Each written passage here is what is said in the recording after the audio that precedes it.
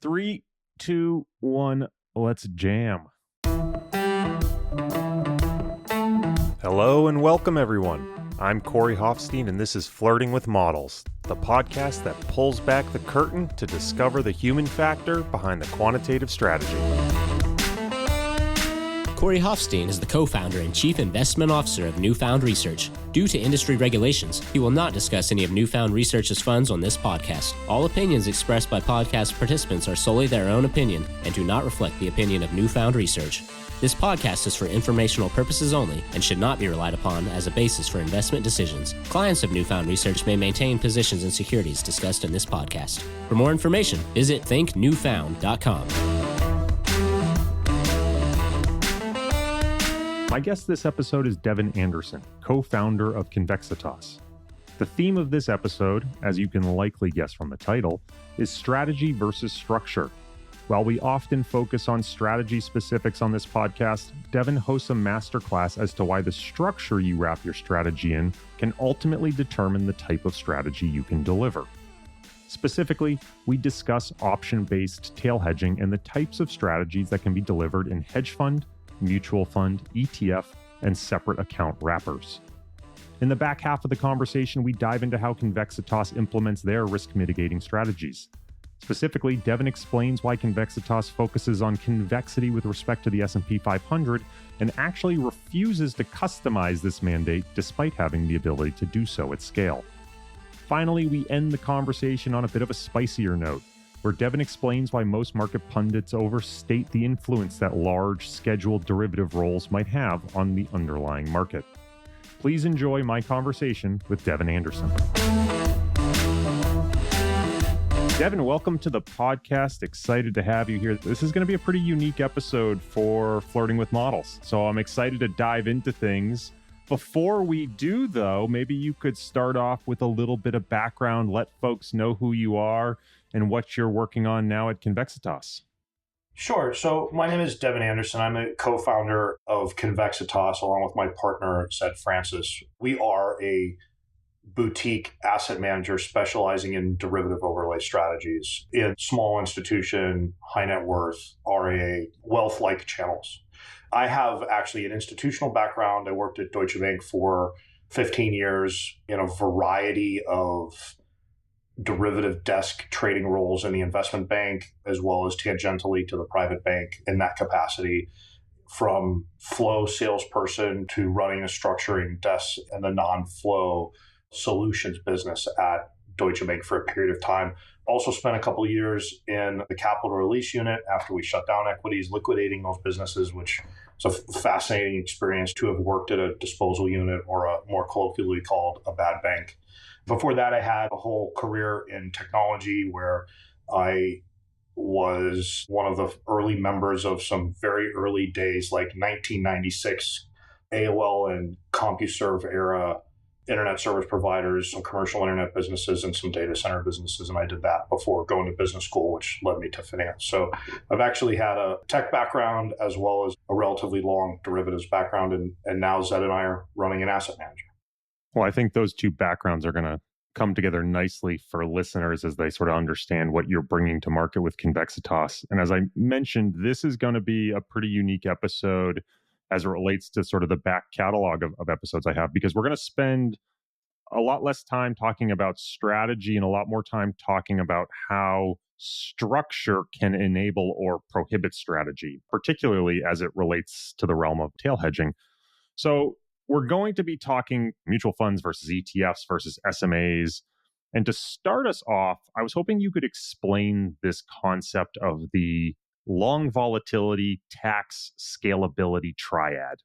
Yeah. So when we really break down the desire for people to access some sort of risk mitigation strategy, we like the term risk mitigation strategy because I think it's a little bit more encompassing of what are the more historical fund-based tail hedge strategies versus what we do versus the note and hedged equity ETF and mutual fund space. So I kind of think about risk mitigation as all of those things. So when you think about designing or allocating to a risk mitigation product, They come in, generally speaking, two forms. You either write a check to a fund that does that thing or possibly provides your market beta or your market allocation plus a risk mitigating strategy, or you allocate to an SMA manager, and the SMA manager, the separate account manager is what SMA means, runs that strategy on your behalf in your account.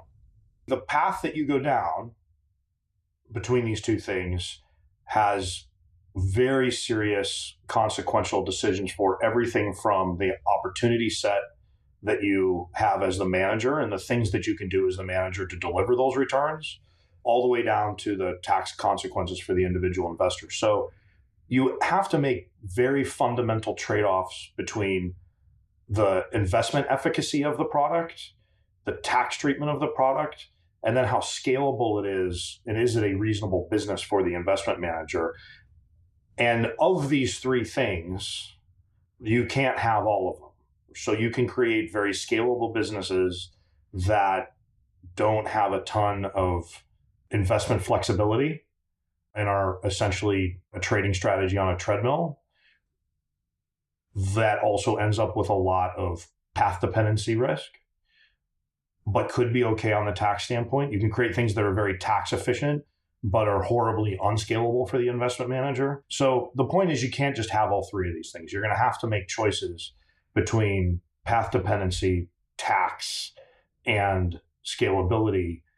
And because you're not going to get all of them, I think it's important that when you allocate or subscribe to one of these products, you kind of understand where the manager's coming from and the decisions that they've made along the way to get to the offering that they're talking to you about. So I wanted to sort of flesh that out maybe with a couple of examples, and perhaps we could start with the hedge fund structure. When you talk about a hedge fund, you were talking about a funded pooled vehicle. So what does that imply to you about the type of tail hedging strategy that's ultimately feasible? What can actually be delivered by a manager in that structure, especially given that many of the allocators may be institutions who aren't tax conscious? Right. So the moment that we go into the funded world, you find whether it's a commingled hedge fund or an ETF or a structure, it's kind of all the same thing. The moment that we go into a structured vehicle, there's really only two types of these. You can either get the derivative return, the tail hedge or risk mitigation return alone, or you can get the risk mitigation return plus some market beta, some market access at the same time. So let's kind of talk about why that is the case. So the first iteration of these products after the financial crisis in 2009 was really all funded vehicles. It was a hedge fund, as you would typically understand it, with a 2 and 20 fee structure that you would write a check to. But long volatility is unique in that it's not really an alpha strategy. I'm going to pick on that statement later. That's not a complete sentence, but it is very important when we start to talk about reinvestment. But just for the time being, let's stipulate that it's not an alpha strategy.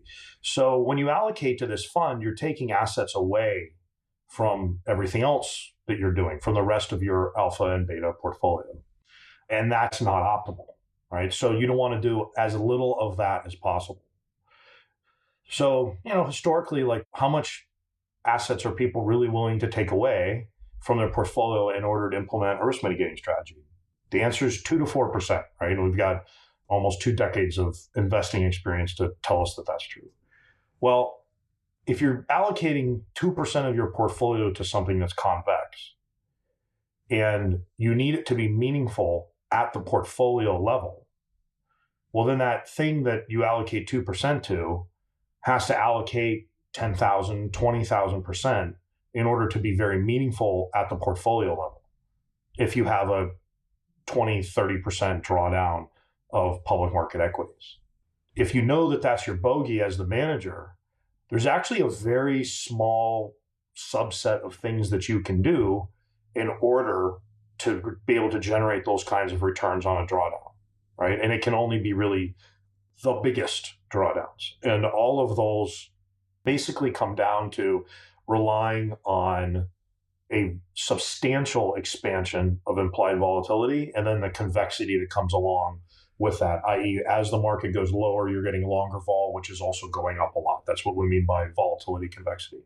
So That's really the only option that you have in terms of strategy design in the funded vehicle that does not include any beta. It's kind of all you can do. So of all the things you can do in options, you've only got one tool, right? So either vol is going to expand and go up a lot when the market sells off, or it's not, and your entire return stream is going to be tied to that. Now, you can have years like we had in 2022. There's all this hand-wringing and an explanation about vol not working or vol is broken. You heard all about this in the first quarter, kind of on a loop. And it's not that vol was broken. S&P spot moved around plenty, market off, 18.5%, something on a total return basis. So if that's not volatility, I don't know what is. But what they mean is that implied volatility didn't go up, right? So this class of product did not perform. And that's simply because there was the one tool that you can put in this commingled vehicle. It's not going to work. Now, so what people will do to get around this is they'll say, okay, well, I'm going to give you both your market beta and a return stream, right? This is where the hedged equity mutual fund space essentially came from, right? Because it wasn't practical to have a 40 Act registered vehicle that only had a bunch of options in it, right? So you can go down this road as well, but now you've got, for taxable investors, a relatively serious tax challenge that says in order to switch into this product, they've got to get rid of their existing public market exposure, whatever their beta is coming from, and they've got to get their beta from this. So now the decision to get your beta is being driven by the decision for your risk mitigation, and almost never can that be in a private fund, right? Like no one's going to it's very hard to tell an investor, I've got this great way for you to get risk mitigation, but that means you've also got to get your beta from a hedge fund when, Vanguard will sell it to you for basis points. So that doesn't really work, right? But it does work in a mutual fund context. And that's why you see some slightly different strategies. You get more, so you get some flexibility back as the manager once you've got the beta in there. So that's why you see collar strategies or put spread collars, overwriting, these sorts of things in registered vehicles. But even there, you've got some challenges. But I know there's questions coming about that. So, but to answer your question specifically about hedge funds, the problem with risk mitigation in hedge funds is that it's very difficult to make it meaningful. A hedge fund allocation for long volatility is difficult to make meaningful at the portfolio level. And if you try to put the beta and the risk mitigating strategy together, a hedge fund, you've just got a very tough sale because people don't want to get their beta from a private vehicle. Well, we're definitely going to get into the issues of the mutual fund in a minute, but I want to ask you another question first. And this one might be a little bit unfair to ask you because it was actually your partner, Zed, who brought it up to me. And he mentioned that for the hedge fund vehicle, particularly among institutional allocators, it invites an agency risk problem. Yeah. So because there's this very limited set of option strategies that you can pursue that involve buying kind of far out of the money options and relying on vol convexity and vol expansion, because that's really the only strategy you can pursue to get that kind of convexity, you get very levered to what your monetization decision is. So if I've got a portfolio of 7 to 10 month, one or less delta options, and you get the COVID sell-off, okay, when do you sell them, right? So essentially the monetization decision becomes very, very difficult the more you rely on vol expansion and vol convexity as your primary lever of return. Now, you don't have to. Like I think we're going to talk about later that's actually a false choice. But if you're going to rely on vol expansion, monetization is a very big concern. And the manager's agency then becomes a very big concern, right? Because they're afraid of selling it too early, because they sell it too early and lock in a gain, particularly if there's an incentive fee. Right now, there's this big question of, well, is the manager just there trying to lock in their incentive fee instead of trying to do what is best for the total return of the hedge allocation? The manager's definitely afraid of selling it too late, right? There's nothing worse than having a mark-to-market gain at the end of the month that's then gone by the second week of the next month.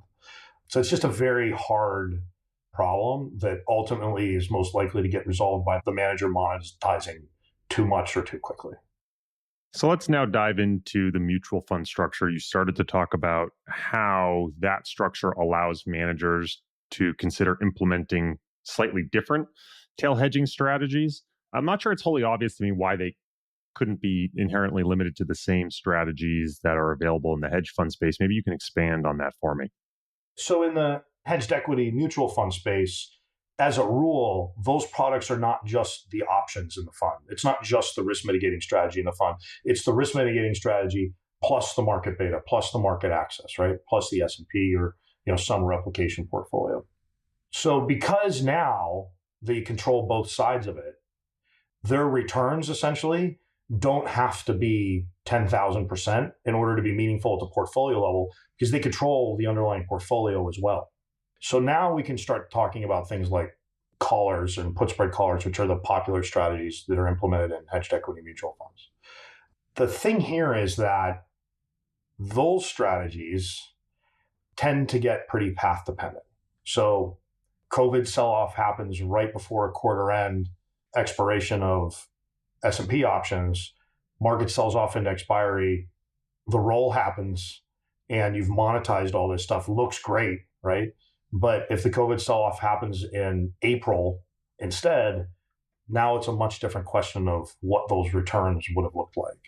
So the mutual fund products tend to have relatively straightforward option strategies like collars that get rolled on a treadmill or they get broken up and kind of staggered out.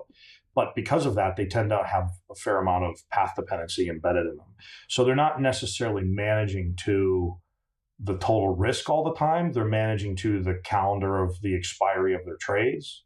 So you can end up with quite a bit less or quite a bit more market exposure in that product than the end investor realizes. So the day after the roll, let's say you had a hedged equity mutual fund with a quarterly put spread collar in it. Well, the day after the roll, they've executed this put spread collar across the size of the whole fund. By the time you add the market exposure to the negative market exposure, to the short exposure that results from the options, you may only have like 40 to 50% of the fund size in active market exposure, in actual delta or actual market exposure of the fund. And then as you approach expiry, assuming that you don't get close to these calls that they're short, that may look like 60 or 70 or 80%. But most of the time when I ask people that use these vehicles, well, how much market exposure do you actually have right now? They don't really know. They know that they've allocated to this thing that is a market allocation plus an option strategy, but they tend to think about it as like two separate things. They're not really adding the risk together. They don't understand that if when you add those two things together, you only have a delta of 50 and the market goes up 2%, you're not going to be up 2%, you're going to be up 1%, right? So the risk of those products I don't mean the risk that they're going to blow up. I mean the actual market exposure that those products have to most investors, they don't really understand in most cases, in my experience, what the risk actually is. They think they bought $100 of the market, but what they've really done is dynamically bought something like $30 to $80 of the market, depending on where the calendar is falling and how spot has evolved since the options were last struck. And it's not that that's not unmanageable, but it's not ideal if you're an RIA to not really know what your risk is by a factor of 2 sometimes. The only thing I'd add to that as well is I don't think most investors in those products realize that they are actually at the roll, typically short vol. They think of them as being long convexity products, but Ronnie Israelov has written about this and spoken about this a number of times. When you look at that zero cost put spread collar, it's actually a short vol structure, which I don't think most people expect it to be. So, and particularly if you get close to this call strike that you're short, right? So you could end up with situations where the hedged equity mutual fund rolls their exposure, the market goes up, gets close to the short calls that they're long, and now, let's say from there, now the market goes down. Well, they're actually getting longer the market as it's falling, right? So that's to your point. In that case, and this is a very stylized example, like I could make one up and show you the numbers, but I promise you it's true. In that case, you can actually create situations and paths where the market's falling and you're getting longer as it's falling. That is negative convexity. Now, if it falls long enough, that dynamic will reverse as the long options that they own gain risk as the market falls. So it doesn't expand into infinity, let's be clear. But at the same time, in our view, if you're hiring someone for a risk mitigating strategy, there shouldn't be paths where the strategy displays some negative convexity. So let's move on to talking about ETFs, because this is an area we've seen expansive growth in these option-based ETFs. In many ways, on paper, an ETF is very similar to a mutual fund. I would expect that the structure enables a very similar type of strategy, but you are introducing a host of new considerations. For example, you now have the authorized participant who's party to the trades. You have the market makers who need to be able to hedge the product. You need to have intraday pricing instead of end-of-day NAV. And for many of these products, there's a requirement for transparency into what is actually being traded. Curious how that all comes together to potentially change the type of strategy that's feasible in an ETF versus a mutual fund. So let's do a quick couple seconds on how ETFs actually work, because it's my experience that when I get asked this question, if I go right into the answer, we end up going backwards into how ETFs work and who all the players are. So I think people are broadly familiar with how 40 Act mutual funds work, right? There's an issuer. A 40 Act registration is just basically an open-ended issuance where the mutual fund company every day creates or redeems units directly themselves, right? And then you own these units. They're not traded among the investors. They're issued to an investor or redeemed back to the mutual fund issuer. An ETF, however, actually creates a security that is traded on an exchange between participants. So the way that works is a person that wants to start an ETF puts a strategy together. They find a sponsor. It's seeded, usually by an authorized participant. And an authorized participant is essentially a trading desk at an investment bank that has the authority to create shares. So somebody comes to them and says, and there's this thing called a creation unit that is the standard holdings of that ETF. They say, I want to create some amount of units. They give the authorized participant either cash or securities in kind. Those units are now created and sold to that particular investor.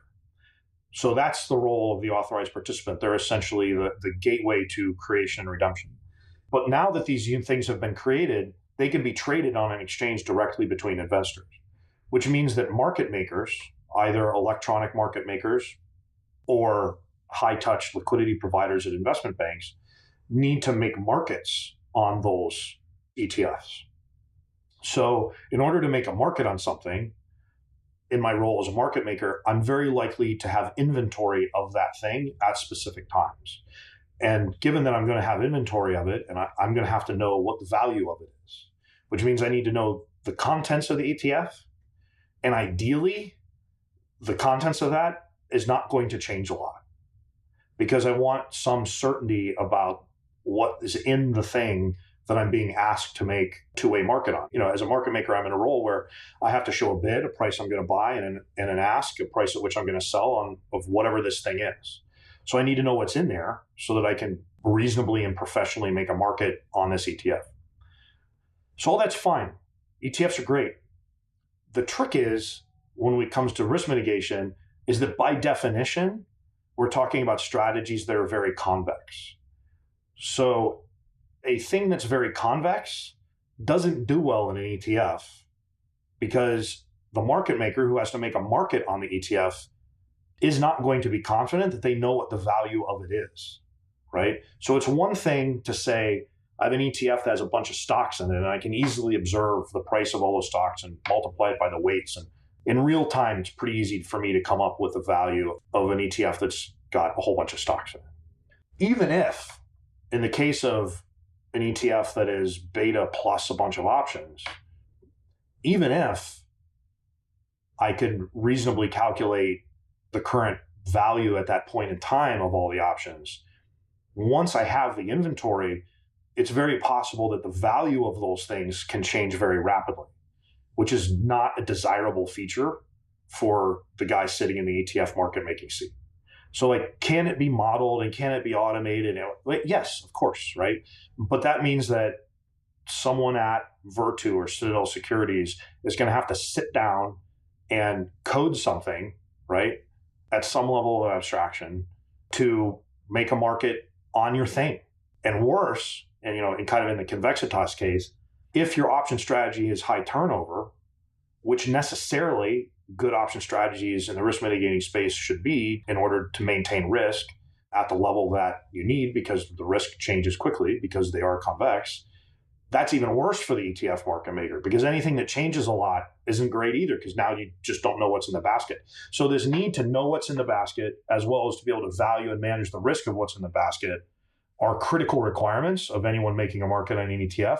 And those two things are just fundamentally violated by putting risk mitigating, very convex strategies into ETFs. Now, certainly people do it, but if you look at the actual strategy being implemented in the ETF, they're low turnover and fairly easy to predict and model, right? So it'll be the same kind of percentage out of the money puts and the same percentage-ish out of the money call kind of all the time, right? And they'll rebalance on a monthly basis or a weekly basis or some long interval. And so that's how people deal with this. But that restriction on the manager ends up being, I don't want to say terminal, but very difficult, right? We think if you're going to, the way that we run risk mitigation, the market's moving 4 or 5% in a week. We've got to trade probably at least 3 times, right? And if that happens in 2 days, you just can't put a strategy like that in an ETF. It just precludes it. So the only way to have the ETF is, as I say, to have a very low turnover strategy that's not rebalancing its risk very often. And that, that's going to have investment consequences. Now we're back to something that kind of looks more like the hedged equity mutual fund, just with intraday liquidity.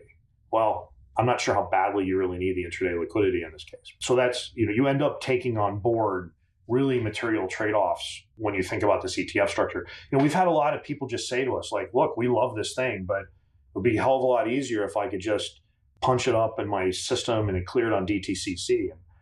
And yeah, I agree with you, but unfortunately, the investment trade-offs that we would have to make to deliver what we think is a really high quality risk mitigation product, just aren't congruent with that wrapper.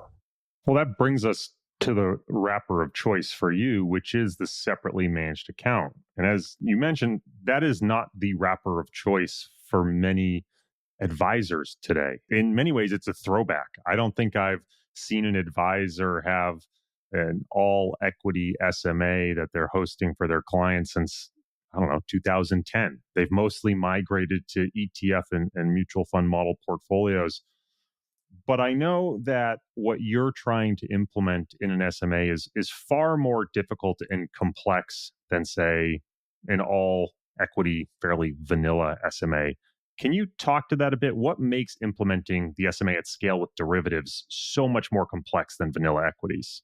So first of all, I understand your point that the SMA feels like a throwback. What I would say is that in the current market, particularly in the wealth channel, it's not that there aren't SMAs. There are many, many SMA strategies. It's just that SMAs are now being used where they're needed for investment merit. Okay, so why would you have an SMA of large cap equity, right? That doesn't make any sense. You can go buy an ETF. There's no problem with turnover or liquidity or pricing, or it's easy to make markets on. It's easy to distribute. Depending on the strategy, there are many things that are much better suited for other wrappers. But there are things that are for their own investment reasons, like risk mitigating strategies or many derivative strategies, or even tax loss harvesting for that matter, where SMA strategies or places where you need lots of customization, like direct indexing, where you had a real compelling need for direct indexing. Those do get implemented via SMA. And in fact, every major custodian in the United States has SMA support and platforms and programs to cope with those managers. But here's the thing about the SMA. The SMA is not ideal for the investment manager, okay, in a couple ways. The first being distribution. It's harder to onboard and just get SMA clients up and running, right? If I come into your office and you like my ETF, that afternoon, you can get on your trading platform and allocate to it, right? You don't need to ask anybody's permission. Well, some platforms maybe you do, but for the most part, all the plumbing It's all there, right? SMAs are different. The SMA manager has to be able to act on that platform. There's a bit of due diligence that's going to have to be done. The actual positions themselves are in the client's portfolio, so that has some implications. It's a harder thing to distribute, right? And the reality is that our business comes down to easy distribution. So SMAs are not great for distribution for the manager, but more importantly, they're harder on the operations side. If I run a hedge fund or any commingled vehicle for that matter, I have one big pool of assets, right? And then the legal structure, 40 Act, 3C7 fund, note, like whatever it is, the legal structure deals with the divvying out of the investor's interests in that commingled vehicle. In the SMA, that's not the case. I'm dropping the trades right into the client's account, which means I don't have one big pool of assets. I have N number of pools of assets where N is equal to the number of accounts and clients that I have. And sometimes clients have more than one account. I mean, in the high net worth space, we can sign up one client and they show up with 6 different trusts, right? So it's not even one client, it's 6 clients in a sense. So the tools out there to manage that at scale are non-existent to terrible. Like there's just no good answers if you're the manager. And if you're trading options, it's even worse. Like there basically is no answer. So we just put our thinking caps on a few years ago and we built our own. We conceived of and coded the entire asset management backend that we run our business on, from trade staging and pre-compliance checks and model management to trade reconciliation to our entire trade staging platform. And then we collect files from custodians, run reconciliations, do our P&L, right down to generating our billing, right? We had to code it all because we had to be able to deal with a complex hierarchy of accounts across many custodians. So it's harder, the bottom line, right? Now, Zed has the investment background, and I also, kind of by chance, have the technology background, and I've written code in previous jobs. So we were able to do it. So we invented this thing that allows us to run SMAs at scale within derivatives in a very highly controlled, there's a lot of risk controls and a lot of risk management and control functions that govern all of this that we've had to create around this. But we did it. That's just beyond, the idea that an asset manager of any size is going to just start from scratch and build one of these systems. If you've ever worked in one of these firms or worked in IT at one of these firms, it's just not possible, right?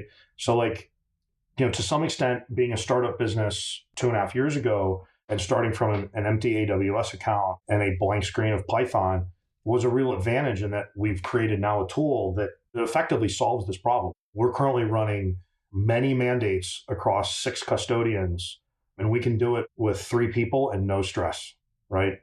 But that piece of technology and being able to trade and allocate across multiple clients with multiple accounts at multiple custodians, and then reconcile it and then do the P&L reporting and the billing, every problem that you have as a hedge fund is multiplied by the number of accounts that you have instead of just one commingled vehicle. And, for the most part, people aren't willing to sign up for that. Reading between the lines, my presumption here is the need to build out that technology to take advantage of the SMA vehicle was ultimately driven by your view as to the strategy you wanted to implement. That's exactly right. I didn't do it because I thought it would be a fun challenge. I can tell you that. Yeah, so maybe can you talk about the type of strategy you originally set out, why none of the other structures make sense, and why that SMA was so important? So, we went this entire calculus of going through all the vehicles that, we kind of touched on at the first part of this podcast. We did that, right? And actually, I, from my seat in a solutions business at a bank, and Zed from his seat at 3 or 4 different kinds of roles at, everything from large asset managers to hedge funds. We've both been looking at this problem from different angles for 15 years. And we've known each other that whole time. Zed was actually one of my early clients at Deutsche Bank.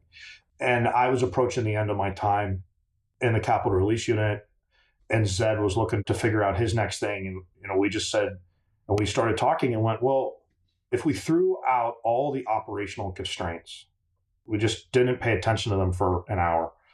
What would we build? What would we build in order to deliver the maximum capital efficiency and tax efficiency and investment efficacy from an option strategy? Like, forget about the wrapper and everything. Like, what would we want in order to be able to do that? And for all the reasons I've talked about before, the answer that we came to was, well, particularly when it comes to long convexity or long vol, you've really got to deliver it in an SMA, because you can't ask someone realistically to sell down part of their portfolio in order to fund the risk mitigating strategy. Like, that is a non-starter for most. And then even if they do that, they're not going to do it in sufficient size that you're going to have, an opportunity set that you really want. You're just going to be able to do kind of one trade. So that doesn't work, right? So these, just out of the box, the funded vehicles don't work. And they also don't work for tax because the switching costs are very high. It's tough to ask someone to switch into your funded vehicle, for your funded hedged equity vehicle, if they've got to take a big realized tax hit to switch into it, which, by the way, is every family office in the United States, because since the financial crisis, they're all sitting on a portfolio that's at least 35% public market equities with a very low basis that goes all the way back to the financial crisis. So the funded vehicle just didn't work for those constraints.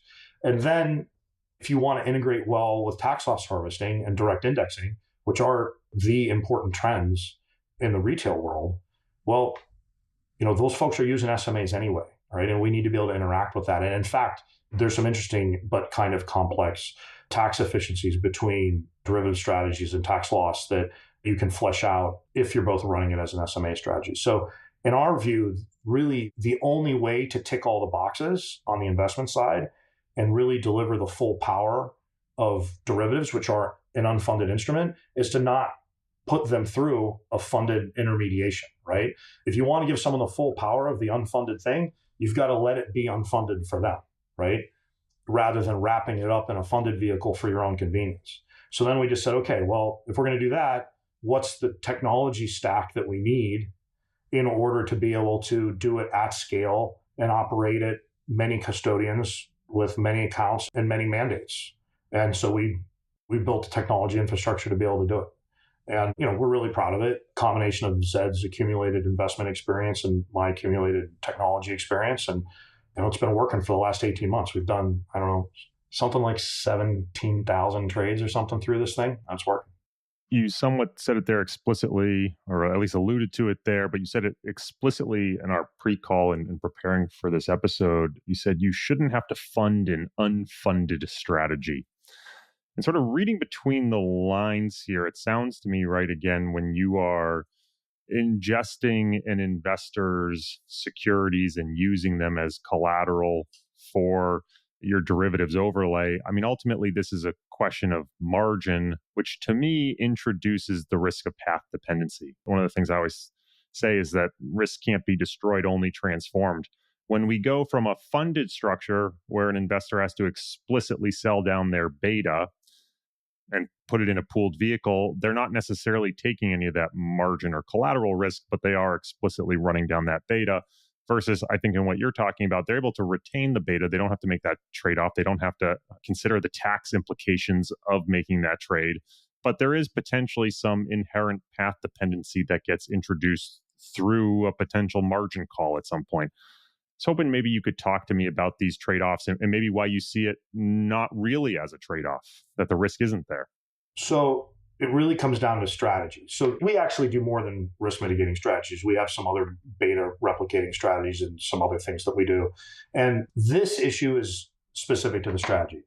So the concern that you're highlighting is that something goes wrong in a strategy that results in a margin call that has to be met by liquidating other things in your account, right? Well, long convexity strategy, risk mitigating strategies are stress positive, right? Meaning that as things get hairy in the market, they should be adding mark-to-market value, not taking mark-to-market value away. So as a general rule, in the risk mitigating space in an SMA, I don't really think there's much concern here, because the losses of the risk mitigating strategy should be at times when the rest of the portfolio is performing. And when the rest of the portfolio is not performing is when the risk mitigating strategy is supposed to be providing a convex benefit. So I don't think that there's a margin-induced path dependency with respect to a long volatility strategy.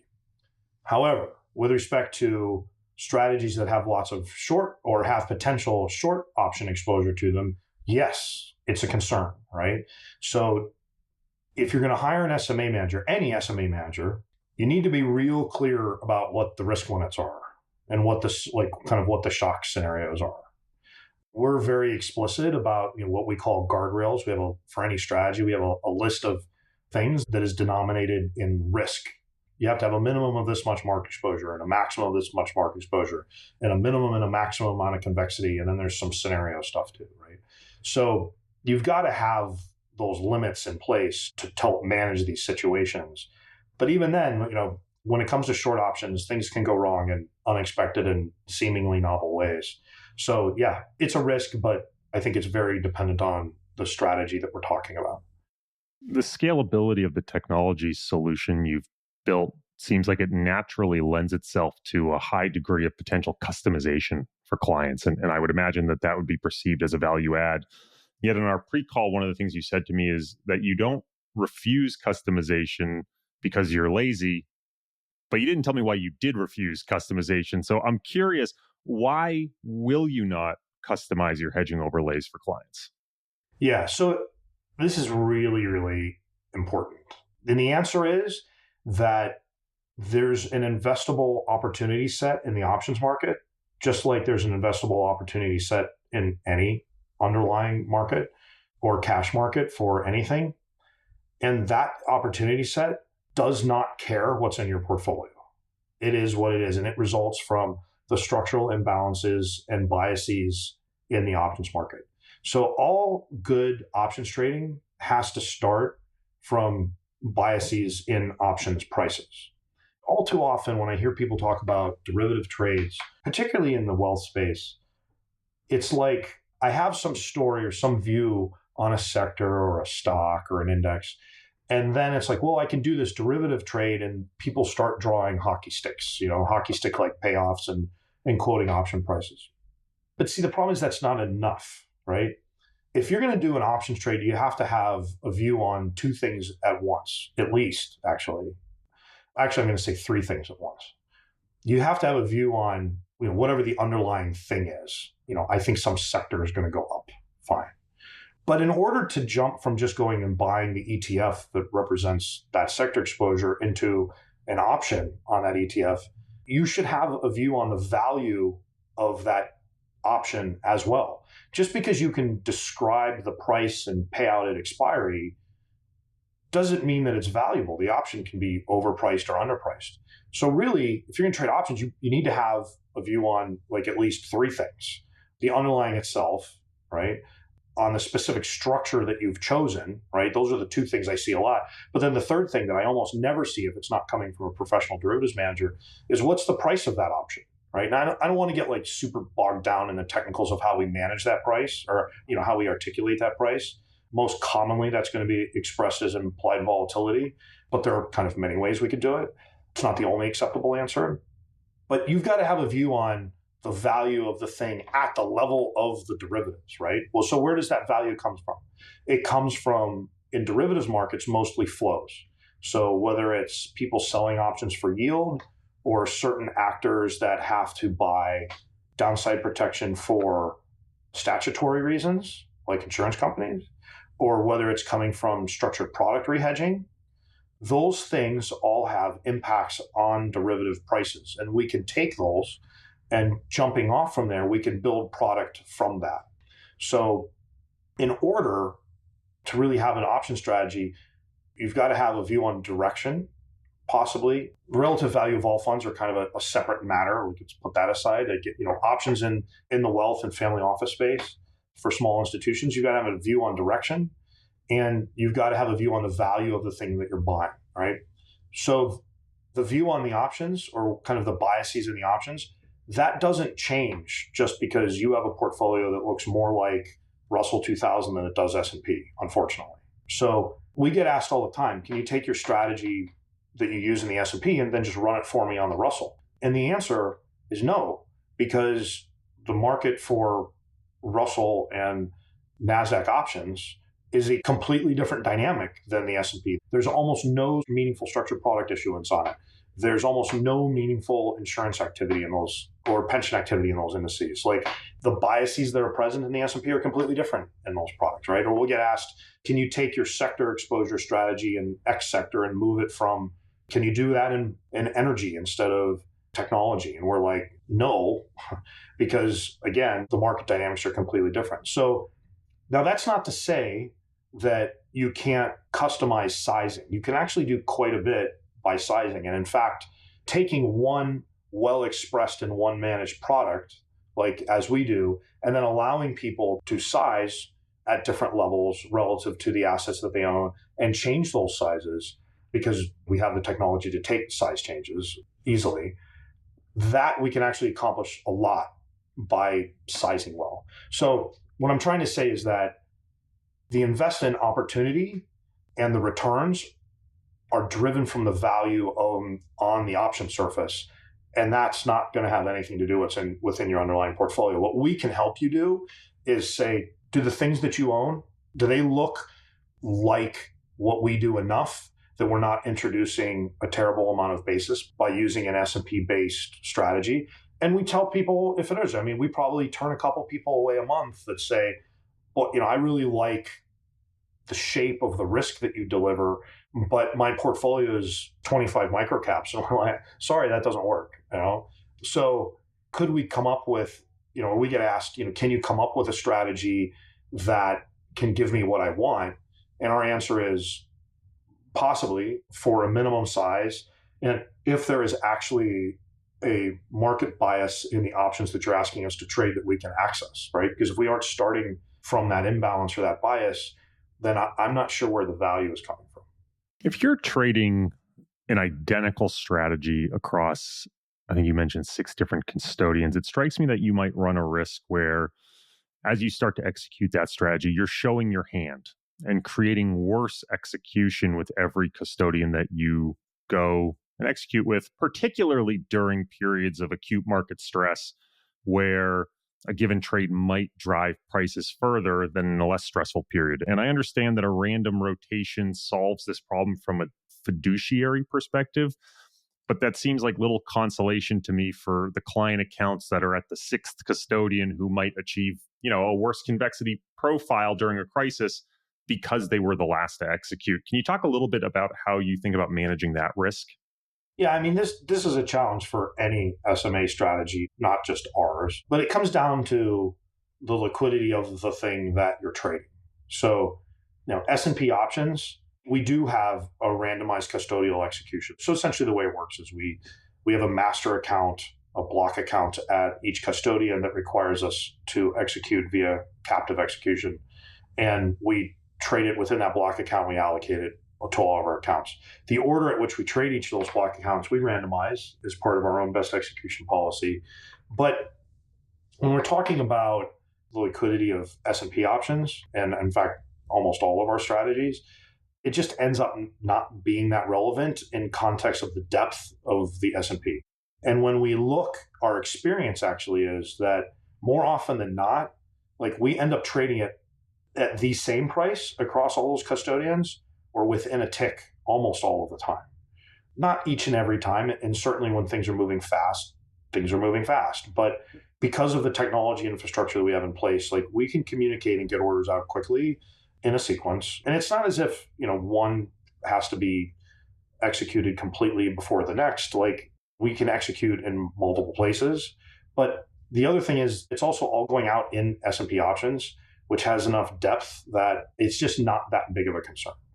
I think, this is clearly something that if we were asked to run a strategy on, a basket of 4-letter single stocks, and we thought it was a big enough opportunity, and there was a dislocation that we could lean on, like we'd have to think really hard about scaling that across custodians. But in the S&P, it's not something I'm particularly worried about. Is that true for the particular options you trade in the S&P? Like, would that still be true if you were trading 1 delta options as an example? Or is the depth there just because it's the S&P and it can be hedged so easily? S&P options are not universally liquid. The ones that we are trading, both in terms of their moneyness as well as their tenor, it's not a concern. But like, could I come up with some S&P options that would be difficult to trade across 6 custodians? Sure, right? But those options wouldn't be particularly useful to us in a risk mitigating strategy. So in the past, I've heard you explain options as having really 2 major convexity levers, one with respect to implied volatility and one with respect to spot. And I know that you focus pretty much exclusively on the latter. Why? Okay, so options are convex with respect to many things. The most 2 important are as the market level itself, as the spot market moves around, and then as the implied volatility changes. And of course, those exposures are dynamic in how close to the money the options are. So when the options are exactly at the money, well, technically they're at the money forward, all those risks are the greatest. So when you buy an out of the money option, as the market goes down, both your exposure with respect to spot and your exposure with respect to vol are getting larger. So the question is, which one of these are you going to pull on to generate value in your strategy? And the just absolute conclusive fact of equity index options since the financial crisis is that implied volatility has not performed outside of some very, very small windows. So, after the financial crisis in 2011, you had the European sovereign debt crisis, vol did perform there. But then after that, there have been spikes, but they would have been very, very hard to monetize, right? And COVID is such an excellent example. It's easy to look at the chart now and go, whoa, I could have made a lot of money if I owned some options in January and sold them on this day that I pick, right? But when you're standing in the middle of it, those monetization decisions are very, very hard. And it's very easy to miss them, right? People try to deal with this by setting up rules like, for every X shift, I'm going to sell X% of my exposure. Like I think it's a professional way to do it. And I get it. But monetizing that stuff is really challenging, and particularly as the windows get shorter. Now, I think there's good structural reasons why that dynamic has persisted since the financial crisis. And it's a combination of we've had very accommodative monetary policy, but much more importantly, the regulatory regime has changed. The landscape of people that can take and warehouse risk has changed a lot. It used to be when I started at the bank, like there was no CCAR from the Fed. There was no Basel. There was no Dodd-Frank. Like there was no one sending us a spreadsheet of balance sheet charges. None of that stuff existed, right? So fast forward to 2020, right? And now the risk limits are much different. There's a lot more stress testing. The entire market knows about and is paying attention to the stress test. So the landscape for the insurance guys has changed a lot too. So the need essentially, or the ability for vol to expand a lot in these downturns, we just think is a lot less because you're starting from, there's less marginal actors that have to run out and quickly cover risk on even a down 20% move, right? So a lot of this risk has just been regulated out to different players. And I'm not sure that that's a bad thing.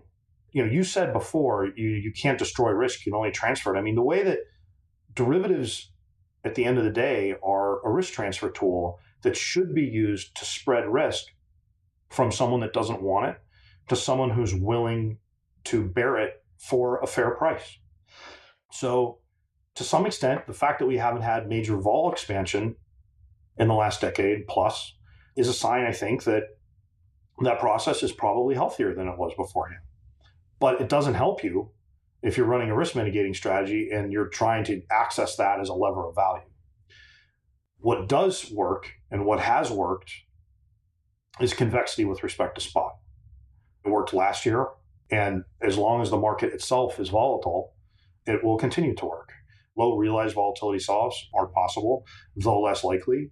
But the implication for the manager, again, is a lot more rebalancing. It's a much more active strategy to run a gamma strategy or a convexity with respect to spot strategy. Requires you to trade more, have more trading infrastructure, and put stress on all the stuff that we've been talking about as you add more trades to an SMA platform that's allocating across many accounts with many custodians. So you have to use technology to fix it. But again, this is another implication of how your operational environment and the way that you deliver the product has an important feedback loop into the investment opportunity set and the investment efficacy that the manager is able to deliver.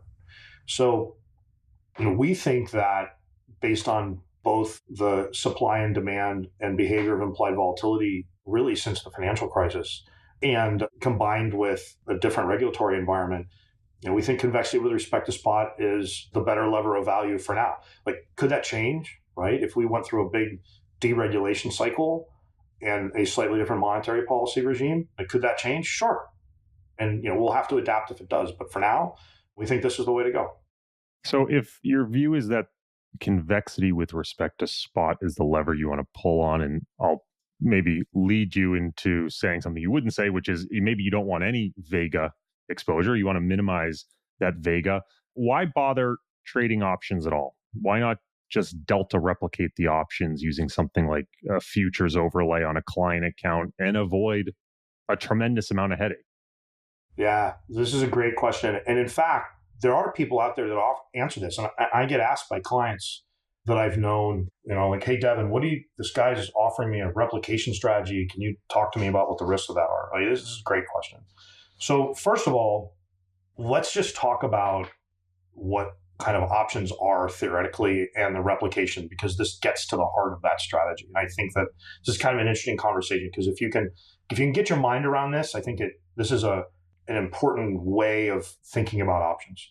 So all derivative pricing, actually not just equity options, kind of any derivative, a fundamental bedrock of all derivative pricing is this notion of replication, that the price of any derivative should be the cost of going out and buying some replicating portfolio. So we can think about, as a very simple example of that, if you wanted to replicate a future, a long futures position, you could borrow money, right? That has a cost. And you can go out and buy some stock, and then you could sell that future. And then when we got to expiry, deliver your long stock against that short futures position. And you've essentially perfectly replicated it. And if there was a difference between the price that you paid to borrow and buy the stocks and sell that future, then there would be an arbitrage, right? So this is what we mean by arbitrage-free pricing or replication. So the question you're asking me basically says, why actually go out and buy the options? Why not just go out and trade the replication of those options? And I think your question was slightly motivated from Vega, right? Well, actually, I want to talk about the replication specifically, but to directly answer the kind of the first question, it still has a Vega exposure, right? When I calculate my delta, or the amount of hedge ratio that I would need to trade, I'm going to have to make a volatility assumption. So actually, there is in fact a Vega exposure even in that replication. But importantly, what's the difference between this replication strategy and actually going and buying options? Like, why does anybody bother with this? So starting from this notion of replication, the price of all these options that you see quoted today, you can literally interpret it as the cost of a trading strategy replicating that option between now and expiry. So if I were to go out and follow the Black-Scholes replication strategy and trade the underlying and dynamically which says I can replicate the price of the derivative by trading the underlying, by delta hedging it and updating that delta hedge continuously in the model, then that's going to have a cost. I'm going to lose money as I do that, and that should be the price of the option. Well, the thing is that as you follow that process, the replication assumes some things that it turns out are kind of wildly inaccurate about real markets. So the most important assumptions of the Black-Scholes dynamic replication is, first, that you can trade continuously with perfect liquidity, meaning I could trade 24 hours a day at all times in any size that I need. And it also kind of implicitly to that assumption assumes what we say is the slow arrival of new information. Neither one of those things are true in real life, okay? I learned the set of assumptions in a business school setting in a derivatives class, and you're like, okay, I know how to hedge a call option. I promise you're going to be rethinking everything that you know at 1:59 on Fed announcement day if you're short a bunch of options that are close to the money, right? It's definitionally not the slow arrival of new information and the ability to trade continuously. In fact, it's the exact opposite of those things. So the replication that you're proposing that I would do is fundamentally flawed kind of from the outset. You can't actually do the replication with a lot of precision to get the strategy. That's why the option contract itself is useful. That's why it has convexity, right? Because when that replication, there's value in the contract that is captured that is not captured by this replication that I'm talking about. So actually, now there are times where doing this replication would be cheaper than going out and buying options with the same result. And those would be the times when the market actually behaves so linearly in line with the assumptions that it would work. So like imagine a market where you are replicating a put option and the market goes down 50 basis points or 25 basis points every day between the day you started and expiry. Well, that's going to look and feel a lot like the model assumptions. You can update your delta hedge daily or maybe twice a day and without a lot of disruption or gaps. And you're going to get a result that would have been very close to the plain vanilla option. But throw a 2% gap overnight move because some news came out of Europe where you weren't able to delta hedge continuously. And now the replication has lost value relative to the contract itself. So it's kind of like a long and maybe a little wonky answer. But replication strategies are interesting because you can avoid maybe paying the volatility risk premium. You can maybe get your exposure a little cheaper, but it's going to subject you to risk in all of these scenarios where the replication would underperform the actual contract, which results from the difference between the assumptions that the model is making because it has to and actual live markets. So I try to make it a policy to not annoy my guests. And I know that this next question is going to annoy you, but I think it's going to be a fun one. And I do want to end this on a bit of a spicier note. This is a hot button topic for you. There is a lot of hand-wringing nowadays about the end of quarter trades of a very large option-based mutual fund strategy, and an argument that the rolling of their deltas is ultimately influencing the movement of underlying markets. And you have a strong view that this is a wildly misguided notion. So what are all these pundits missing? Okay. So I want to first differentiate, before I was talking about structural dislocations and option prices, flows in options markets can bias option market prices. Without a doubt, we've built a business around it. You're asking a slightly different question. You're saying, can the rebalancing flow of some commingled vehicles like mutual funds, or even the hedging activity of dealers, right? Hedging their 0 to many day to expiry options, right? Can the hedging activity of option dealers, the hedging activity that results from rebalancing the exposure in your mutual fund, can those things affect the underlying level of the S&P market? So we're not talking about the price of options anymore. We're now talking about, can these things affect the level of the market? And the reality is we don't see any evidence for that. And the reason is manyfold, actually, and it depends on what we're talking about. In the case of hedged equity mutual fund flows dislocating and pushing around the underlying S&P, what I never hear in those conversations is a sophisticated understanding of how those option dealers have different ways to manage their execution risk. So this is like a long topic, but I worked on a flow dealing desk for a long time. I'm an expert in this topic. There are many techniques that you can use to effectively spread out your execution risk. There are specific exchange exemptions that you can access. And this is super wonky execution stuff that you probably don't want to get into, but there are both exchange exemptions as well as an over-the-counter market that you can use to spread your execution when it's large out over such sufficient time that the market impact is so diffuse that it's not going to matter. So I hear these numbers, somebody has 12 billion to buy or sell on the quarter, and then the market never seems to freak out, right? It's because the people doing this stuff aren't dumb. They're professional option risk managers. And they're using techniques and working with their clients to execute that market exposure in a way that isn't going to have an impact. I can promise you, they don't just call up the desk and be like, make me a risk market on 12 billion delta. It doesn't work like that, right? When it comes to the dealer rehedging in the zero DTE space, the thing that gets missed is that option market makers, particularly sophisticated electronic option market makers, don't just have to hedge nonlinear option risk with linear things, right? If I'm short some one day or same day at the money option, I can transform that risk into something that's kind of scary into something that is not scary at all, and in fact pretty linear, by turning that one option into a portfolio of options, right? Which, guess what? If you're an electronic market maker, you have exactly the infrastructure in place to do that, right? You get lifted on the high touch desk, right? And now you've got a risk.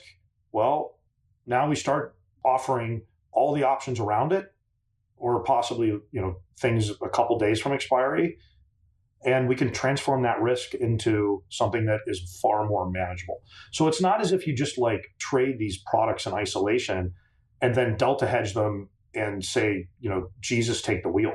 That's not professional risk management. Nobody does that.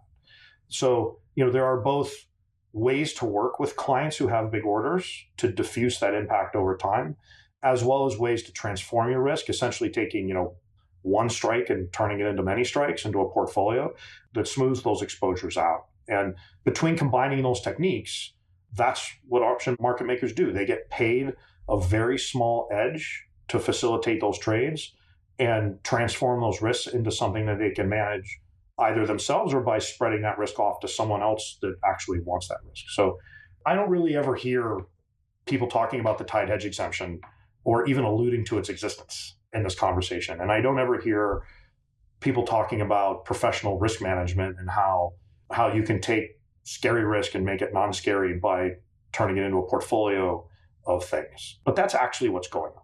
Last question of the episode for you, Devin, and it's the same question I'm asking all my guests this season, which is that I had you pick a tarot card that would inform the design of the cover of your episode, and you picked the Ace of Pentacles. I was hoping you could explain why that particular card spoke to you. Sure. So first of all, I didn't realize when I agreed to this that I was going to have to read, because I can't, me being me, I can't just pick one, okay? I had to read all 72 of them. So first of all, I didn't know that there were 72 tarot cards, which is kind of amazing. And they're organized into suits that has meaning at both the suit level and the card level. So now I know a little bit about tarot cards, which actually might have been useful in the conversation of that last question. So I chose the Ace of Pentacles kind of for a host of reasons. First of all, that card specifically represents opportunity and prosperity and new venture, which I feel kind of speaks to our firm as a young firm, but also, we spend a lot of time talking about how risk mitigating strategies enable reinvestment and create a lot of opportunity when they're used well.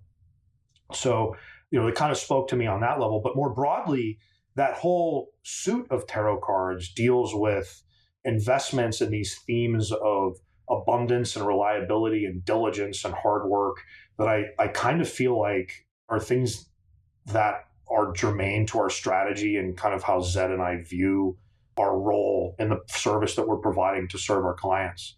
There was this quote that I lifted out of the thing. It says, "Watering this seed has the potential to be very rewarding, for anything that is grown on this energy is meant to be stable, secure, and give good yield." I mean, that sounds awesome. I mean, I don't love the yield part. That usually means selling options, but it's a tarot card. So we're going to throw that piece of the context out. And lastly, I figured out that suit of tarot cards is aligned with my astrological sign. So that can't be a coincidence, right? Definitely not. It was meant to be. Well, Devin, thank you so much for joining me. Thank you for taking that question so seriously. I appreciate it. I learned some stuff. I actually learned, I didn't learn how they work at all. I just read the faces of all of them, but it was interesting. And I appreciate you sharing all the insights you have on how strategy and structure need to align. It's been a fascinating conversation.